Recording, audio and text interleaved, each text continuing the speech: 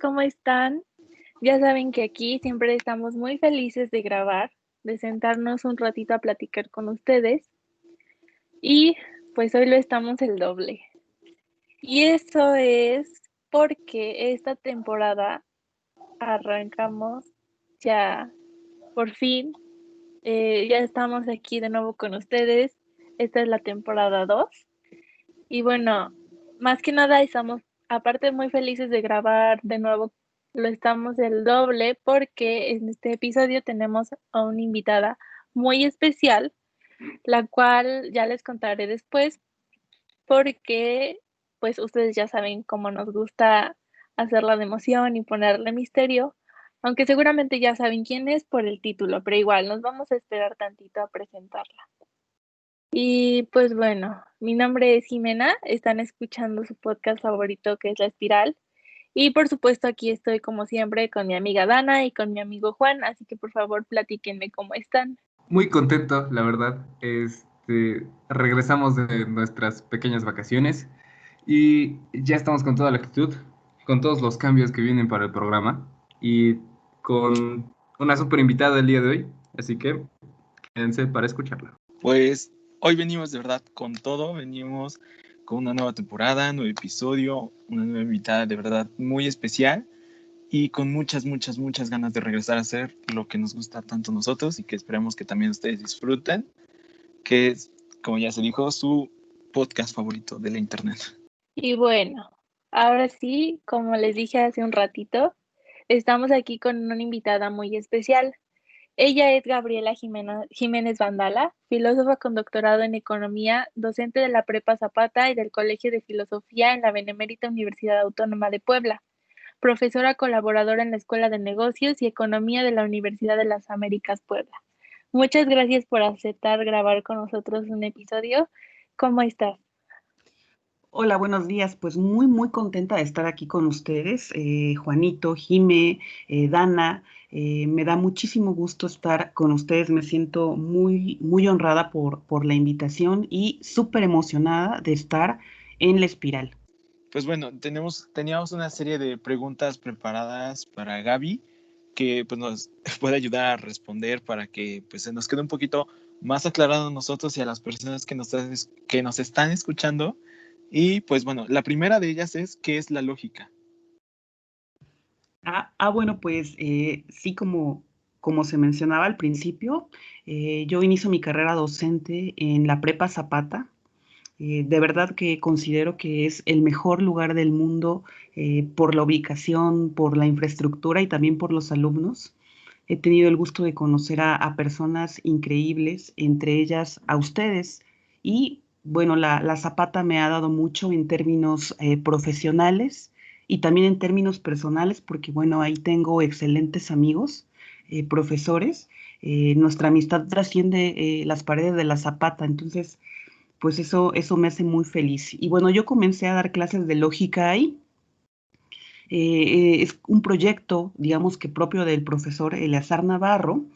Eleazar busca pues llevar el aprendizaje de la lógica a términos más formales. Y bueno, en la Prepa Zapata enseñamos lógica simbólica. ¿Para qué sirve? Pues bueno, en el nivel medio superior la lógica es una propedéutica del pensamiento. Es decir, te ayuda a entrenar habilidades que tienen que ver con el razonamiento formal y no formal porque también estimula la intuición y el sentido común. Y bueno, ya en términos de una definición más académica, la lógica es una disciplina de la filosofía que se encarga de distinguir entre el razonamiento correcto y el incorrecto. ¿Qué es un razonamiento correcto? Bueno, pues debe tener dos características esencialmente. Debe ser válido y debe ser verdadero. Entonces, digamos que de manera muy sintética, eso es la lógica. Bueno, y creo que es un concepto medio extraño de primera vez que lo escuchamos, ¿no? Recuerdo la primera clase que tuve de lógica. Estaba en el turno de la tarde y estaba con el profe Chai. Entonces se empezó a dar un discurso acerca de cómo funcionaban todas las reglas, pero de lleno. Y una vez que llegué a su clase, ya nos empezó a explicar a detalle qué era la lógica y qué era lo que estábamos haciendo. Entonces, creo que es una disciplina, no sé si llamarlo disciplina. Creo que es una disciplina muy, muy extraña, pero muy bonita de entender. Una vez que sabes las reglas del juego, puedes aplicarla a juegos más grandes y más dinámicos incluso. Sí, como dice Juan, sí es una disciplina de la filosofía y pues de primera mano es extraña y sobre todo si toman clase con el profesor Chai, que también es mi amigo, eh, pues él empieza de lleno, ¿no? A trabajar reglas de cálculo proposicional, así se llaman. Yo voy un poco más despacio y doy una introducción un poco teórica sobre qué es la filosofía y qué es la lógica. En general se hacen demostraciones de cómo una conclusión se sigue de una serie de hipótesis o premisas. En eso se basa la clase, en demostrar cómo se siguen las conclusiones, pero de manera simbólica y atendiendo a reglas muy específicas.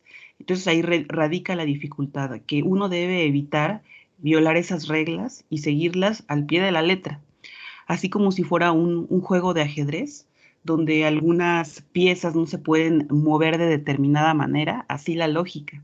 Y creo que ha habido resultados muy padres. Por ejemplo, Juan fue estrella de la lógica y bueno, ya al final por algunos motivos no nos acompañó a la Olimpiada que se llevó a cabo en Ciudad de México, pero bueno, estudiar lógica es una experiencia muy grata y bueno, aunque ustedes no lo noten, como les decía, se desarrollan habilidades que tienen que ver con el pensamiento, con la abstracción eh, y, bueno, cosas de ese tipo que son importantes para la vida universitaria. Y bueno, precisamente hablando un poco de que se tienen que seguir las reglas al pie de la letra, nos preguntamos cómo es que funciona, cómo podemos llegar a una conclusión verdadera. Bueno, en lógica tenemos que distinguir esos dos elementos que mencioné al principio. Cuando hablamos de verdad en filosofía, nos referimos a la contrastación de la oración o de la proposición con el hecho empírico, es decir, con lo que ocurre en la realidad. Si en este momento decimos hace calor, pues nosotros podríamos contrastar esa proposición o esa oración con el ambiente y tomar la temperatura y decir, es falso que hace calor porque, no sé, estamos a 6 grados, se me ocurre. Entonces, la verdad tiene que ver con el contexto, con lo empírico, con lo que está ocurriendo. Y la validez tiene que ver con la estructura que siguen los argumentos, las proposiciones. Entonces, para obtener un razonamiento correcto, hay que atender a la verdad y a la validez. Recuerden que la validez es en términos de estructura. Pensemos en el esqueleto que tiene un argumento o que tiene una proposición. A eso nos referimos con la validez. Entonces, cuando nosotros hacíamos ejercicios de lógica simbólica, nos estábamos remitiendo esencialmente a la validez, es decir, a la estructura. Nos íbamos más allá de lo que decía la oración en lenguaje natural y entonces verificábamos cómo es que funcionaban esas estructuras que subyacen al lenguaje. Si, por ejemplo, hablamos de falacias, estamos atendiendo a la verdad de las oraciones, es decir, a lo que dicen en lenguaje natural y a cómo es que eso que dicen ocurre en un contexto, en la realidad, ¿no? Entonces, espero que haya quedado clara esta explicación, esta diferencia muy rápida que hice entre verdad y validez. Sí, pues se entiende bastante lo que es el punto a tratar. Pero aquí tratando un poquito más, si nos permite algo un poquito más personal con base a lo de la lógica, más allá de lo que es bastante obvio, ¿en qué momento le ha servido la lógica como de manera muy, muy importante? Pues mira, toda la filosofía se basa en la reflexión, en el análisis de argumentos que dicen los filósofos y en la reconstrucción por uno mismo que es estudiante o profesor de filosofía en la reconstrucción de esos argumentos. Entonces, bueno, el medio de comunicación por excelencia, no nada más en la filosofía, sino en la academia, es a través de medios escritos, en artículos de investigación, en tesis, en los llamados papers de investigación. Entonces, la lógica sirve pues precisamente para estructurar un problema, eh, desarrollarlo y comunicarlo por vía escrita en una tesis o en un artículo de investigación. Entonces, la lógica me ha servido para eso, para desmenuzar problemas que ocurren en la realidad, reconstruirlos y plasmarlos en una vía escrita o incluso oral cuando me toca exponer en una clase o presentar algo en una clase. También, pues bueno, si yo comencé a estudiar un doctorado fue precisamente porque les atrajo, les llamó la atención mi formación como filósofa. Les gustó mucho cómo desarrollaba, cómo analizaba los problemas propios de la economía política y a partir de una óptica filosófica. Entonces, bueno, si yo comencé a estudiar un doctorado en economía fue precisamente porque en el programa les gustó mucho el enfoque filosófico que le daba a los problemas económicos. Y justo ahora también lo estamos viendo. Es mi maestra ahora nada más de tercero de prepa. Y estamos viendo, tenemos economía aparte. Yo tengo filosofía y economía. Y es bien, como bien raro y a la vez emocionante ver cómo todo se mezcla, o sea, cómo podemos mezclar la filosofía y la economía, la filosofía y la psicología, y es muy asombroso. Como que ya vimos en economía, lo podemos profundizar más en, en la clase de filosofía y ver una perspectiva distinta. Creo que lo que menciona Jime acerca de tener una nueva perspectiva, este, es más que nada porque la filosofía es una ciencia interdisciplinaria entre las cosas que podemos razonar, las que podemos conceptualizar y las que podemos demostrar, ¿no? O bueno, algo así lo veo. Como podemos hablar del ser humano desde la cuestión psicológica y de ahí irlo desmenuzando hasta llegar a una conclusión como el comportamiento del hombre o la propia naturaleza del bien y el mal dentro de un hombre, pero eso ya compete más hacia la filosofía. Y cualquier otro aspecto que podamos estudiar del ser humano va a desembocar inevitablemente en la filosofía, ¿no? Es así como lo veo. Y la economía, al ser un concepto humano, también desemboca en la filosofía precisamente porque incumbe al ser humano. Bueno, queríamos preguntar un poco, y si recomienda estudiar la lógica o en general la filosofía.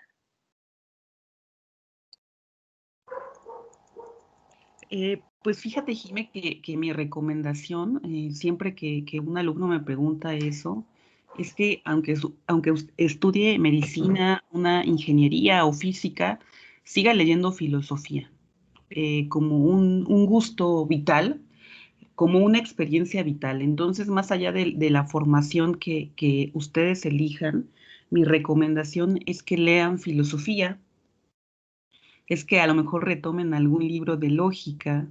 Bueno, si van a estudiar, por ejemplo, computación o mecatrónica o alguna ingeniería, pues seguramente van a ver algo de lógica simbólica al principio de su carrera o programación, entonces van a retomar algo de eso. Pero si a lo mejor se dedican a otra área como medicina, pues sigan leyendo filosofía, acérquense a los autores clásicos y si a lo mejor se van a dedicar a ser artistas, pues bueno, no desprecien a toda la tradición clásica griega, pues porque ahí se encuentran elementos muy profundos sobre lo que decía Juanito, el ser humano, el mundo, la naturaleza y también elementos que son detonantes de la creatividad. Entonces creo que para un artista remitirse cuando tenga una crisis de creatividad a los clásicos, pues es un ejercicio que genera mucha creatividad y muchas nuevas ideas. Entonces, esa es mi recomendación. Hagan lo que hagan, no dejen de leer filosofía. Ok, bueno, un poco metiéndonos un terreno más personal, nos gustaría saber cómo fue que se decidió por estudiar filosofía y cómo ha influido en su vida esa decisión. Pues fíjate que yo tenía 18 años como ustedes y pues mi mamá pues siempre trabajó en un hospital, ¿no? En el hospital San José del Seguro Social. Entonces tenía la aspiración de que yo fuera médico. Y bueno, durante mucho tiempo consideré estudiar medicina, pero bueno, al final pues me decidí por literatura, ¿no? Porque quería ser escritora. A mí me gustaba la narrativa, la ciencia ficción, la poesía, pero pues al final no me convenció porque quería abordar además pues, de los problemas que se abordan desde la literatura, otros problemas más profundos. Y pues consideré que filosofía era la opción. Estaba entre filosofía y sociología. Además, en la prepa tuve una maestra que era muy buena en filosofía y entonces me explicaba cómo es que la filosofía tiene alcance a otras ciencias sociales y humanas. Y entonces cómo desde la filosofía se podría abordar cualquier problemática referida al ser humano. Y pues mi mamá evidentemente no estuvo tan de acuerdo, no le gustó la decisión, porque imagínense que es para un papá o para una mamá que ha estado todo el tiempo en un hospital, eh, pues que su hija cambie de filosofía, perdón, de medicina a filosofía. Entonces como que no le gustó la idea y bueno, pues me dediqué a estudiar. La verdad es que fui una alumna muy regular en la carrera y después comencé a trabajar en prepas particulares, pequeñitas y a tomar experiencia docente. Y pues me ha ido bien, considero que no tengo una vida pues como la pensaba desde que era joven, estable, sin muchas preocupaciones económicas, con trabajos pues desde mi perspectiva excelentes que cubren todas mis necesidades, ¿no? Y pues bueno, además, llegar a la UAP fue como algo perfecto para mí porque, como les comento, me ha dado mucho, me ha dado todo a nivel profesional y a nivel personal. Entonces, yo siempre tengo la idea de que hay que defender con uñas y dientes a la universidad pública porque no nada más es una escuela común y corriente, es un proyecto histórico en el cual por alguna razón se nos está permitiendo colaborar, se nos está permitiendo estar. Entonces, pues bueno, formar parte de este proyecto histórico para mí ha sido pues un regalo de la vida, ¿no? Y bueno, conocerlos a ustedes y a otros alumnos, pues siempre es muy grato. Entonces, pues bueno, así fue mi transcurso por la carrera. Además, en la carrera, pues conocí prácticamente, eh, pues el mundo, ¿no? Me dio oportunidad de conocer las pequeñas cosas que tiene la vida, los grandes problemas, de viajar, de tener amigos, amigas, de abrirme al amor, de terminar relaciones, en fin, ¿no? De muchísimas cosas que fueron muy, muy gratas para mí. ¿Por qué cree que existe este rechazo hacia las humanidades? Pues porque el mundo ha adoptado una dinámica eh, donde el énfasis está en ser productivo, en generar mercancías, en generar utilidades y ganancias de forma inmediata. Y ustedes saben muy bien que las humanidades llevan su tiempo. La filosofía, el arte, no cuaja, por decirlo de alguna manera, en un espíritu que esté aprisionado por la prisa, ¿no? Por la ansiedad de tener. porque se ha dejado de lado el conocer por el tener. Yo creo que por eso se menosprecian las humanidades. Pero bueno, fíjense que desde el lado de la economía, que es también mi formación, pues me he dado a la tarea de investigar algunos modelos de negocio que no están peleados con las humanidades y con el arte, ¿no? El último proyecto que desarrollamos en una materia en la Universidad de las Américas fue precisamente eso, ver modelos de negocio que estén orientados al arte y a la cultura, y donde no se transgreda la esencia de los artistas ni del producto generado. Entonces creo que sí se puede reconciliar eh, la, las humanidades, el arte, con esa tendencia a que se produzcan utilidades económicas.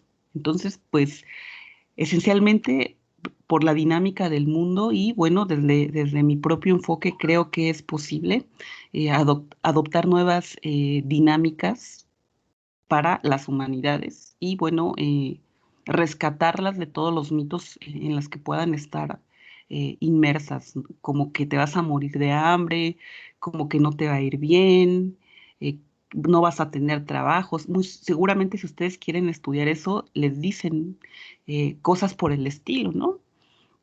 Que no van a terminar la carrera, eh, que en dónde van a trabajar, si lo que México requiere son profesionales técnicos y bueno, ese tipo de cosas, pero yo creo que sí es posible porque al país también le hacen falta docentes y las humanidades pues derivan o tienen un campo de trabajo directo en la docencia y en la investigación. Entonces, pues al país, y lo estamos viendo en esta contingencia, le hacen falta docentes hábiles, creativos, y bueno, eso sería lo que podría decir al respecto.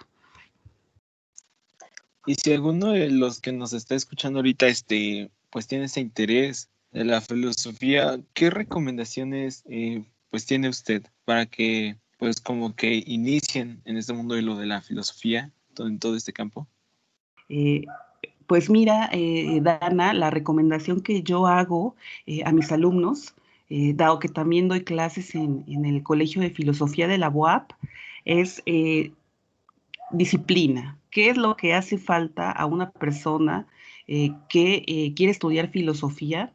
Eh, lo que acabo de mencionar, muchísima disciplina, que se tome en serio la profesión, que no piense que es un hobby o una actividad que se desempeña a partir de una o dos lecturas que realizó en la prepa, que tiene que sentarse, leer, hacer investigación, tomar notas, eh, dejarse enseñar. Otra recomendación que yo hago a los actuales estudiantes de filosofía es la humildad. Uno no lo sabe todo, aun cuando haya estudiado una maestría o un doctorado, siempre debe estar abierto y receptivo a lo que los profesores les puedan comentar.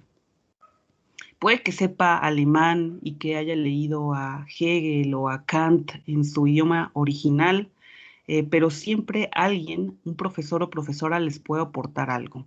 Entonces, mi segunda recomendación sería la humildad, saber que uno siempre está en el camino de aprender un poco más. Y bueno, la tercera recomendación que yo les hago es que es una profesión como cualquier otra. Entonces, tiene un punto de inicio y un punto de egreso. Que piensen en el mercado laboral, que vayan experimentando la docencia, no nada más a nivel superior, porque de repente estando en la facultad uno piensa que va a egresar y que va a tener un lugar en una universidad, ya sea pública o privada, dando una materia con estrecho vínculo o muy relacionada con la filosofía o con alguna disciplina, pensemos ontología, epistemología, lógica, pero no. Hay que estar abiertos a trabajar en secundarias, en preparatorias, en universidades impartiendo materias que no necesariamente estén vinculadas con la filosofía. Ir experimentando la docencia Y además del compromiso con la filosofía o con las humanidades, tener también un compromiso con el ser profesor o profesora. Esas serían mis recomendaciones a las personas que quisieran estudiar filosofía o cualquier otra área relacionada con las humanidades. Pues está muy interesante. No nos habían dicho como varios puntos que usted mencionó. Y pues sí, hay algunos chicos que nos escuchan que sí han considerado estudiar filosofía, entonces creo que son muy buenas recomendaciones. Y un poco hablando sobre recomendaciones como libros para empezar a la filosofía, bueno, ¿nos recomienda alguno o pues sí, algo que cree que nos pueda ayudar a comenzar a leer filosofía, a adentrarnos un poco en la filosofía y todo eso? Pues es una pregunta sumamente complicada, porque los libros de filosofía implican complejidad. Entonces, muy seguramente no lo vas a leer digamos que como se lee a lo mejor una novela, ¿no? De manera fluida, de la página 1 a la página 100, sino más bien van a tener que hacer muchísimas pausas, remitirse a diccionarios, consultar frases, locuciones, interpretar sentidos, leer entre líneas. Eh, ¿Qué lectura me gusta mucho a mí? ¿Por qué? Porque incluye mucha pasión y bueno, porque se puede leer desde una óptica lógica, pues es la Apología de Sócrates, que es un diálogo de Platón. Entonces, esa sería una recomendación. ¿Podría repetir esa respuesta? Es que sí sentí como que estaba muy cercano el ruido del gas. Sí, claro. Bueno, pues un libro de filosofía que yo recomendaría para iniciados es La Apología de Sócrates, porque, bueno, en esa obra hay presente mucha pasión, es una obra muy conmovedora, además, eh, se pueden abordar los argumentos que da Sócrates ante los tribunales atenienses. Sócrates está siendo llevado a juicio desde la óptica de la lógica. Entonces, eh, pues considero que pueden comenzar a leer la Apología de Sócrates y muy seguramente la lectura los va a atrapar y les va a gustar muchísimo. Además de que los diálogos pues son una obra clásica que muy seguramente todos los que estudian filosofía o les interesa la filosofía han leído. Entonces, la Apología de Sócrates es mi recomendación. Bueno, ahí está, muchas gracias. Yo creo que la vamos a leer y a lo mejor la comentamos en algún otro episodio. Y pues mm, ya para concluir, muchísimas gracias por aceptar estar aquí en el primer episodio de la segunda temporada de La Espiral. Estoy segura de que aprendimos muchísimo, tanto nosotros como la gente que nos está escuchando. Y pues sí, muchas gracias pues, por aceptar grabar con nosotros, por darnos un poco de su tiempo. No, al contrario, muchísimas gracias a ustedes por considerarme y por invitarme a estar aquí en La Espiral. Les mando muchísimos saludos a Juanito, a Dana, a Jime. Los aprecio mucho, en verdad. Todos los alumnos que tengo de la Prepa Zapata son muy queridos y apreciados por mí. Y pues es un honor estar aquí y que me hayan escuchado unos minutos. Les agradezco de verdad ampliamente esta invitación. Y bueno, no sé si quiera decir algún lado en donde la puedan encontrar, como su Instagram o algo por el estilo. Pues dejé de usar redes sociales, ya no las uso tanto. Sin embargo, pues tengo un Facebook que es Gabrielísima JB. Ese es mi Facebook y ahí me pueden encontrar. O por cualquier correo institucional, que es el que actualmente uso más. El de la UAP es gabriela.jimenezb@correo.uap.mx y bueno, cualquier sugerencia o comentario es súper, súper bien recibido. Qué bueno. Pues muchísimas gracias por aceptar. Muchas gracias por escuchar este episodio de La Espiral. Mi nombre es Jimena. Mi nombre es Juan Jesús Jiménez. Mi nombre es Dana.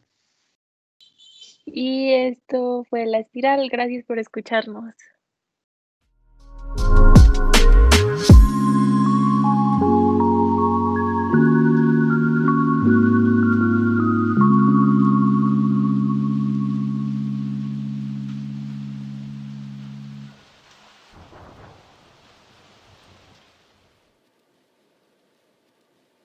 Leer la Apología de Sócrates. Ahí está pasando el gas. Sí se escucha mucho, ¿verdad?